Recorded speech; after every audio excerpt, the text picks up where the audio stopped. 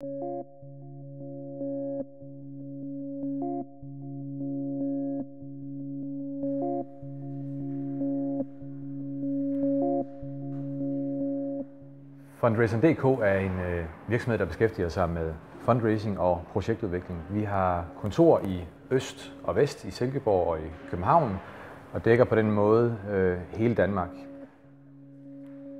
Vi brænder virkelig for at gå ind i nogle projekter og være med til at udvikle dem og være med til at definere dem og gøre en forskel.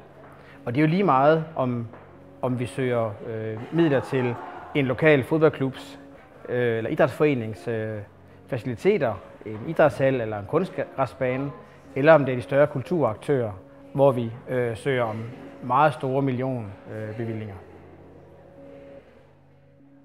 Det er vigtigt for os, når vi går ind i konkrete projekter med vores kunder, at vi også kan mærke, at der er en passion for projektet fra den anden side. Vi skal overbevise sig kunden omkring det her godt projekt, fordi det er vores ansvar efterfølgende også at få overbevist i samarbejde med kunden støtteyderne om, at de skal give støtte til det her projekt her. Vi sidder i dag på Det Kongelige Bibliotek, og grunden til det er, at vi her om et par timer skal ind at uddanne 20 kulturaktører i fundraising og sponsorering. Det er et af flere forskellige uddannelsesforløb, som vi kører for vores kunder. I det her tilfælde via det kursus, som hedder Kulturkapital.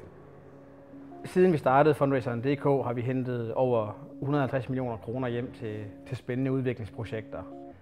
Så derfor så har vi en bred palette af cases og succeshistorier, som man også kan læse mere om på vores hjemmeside.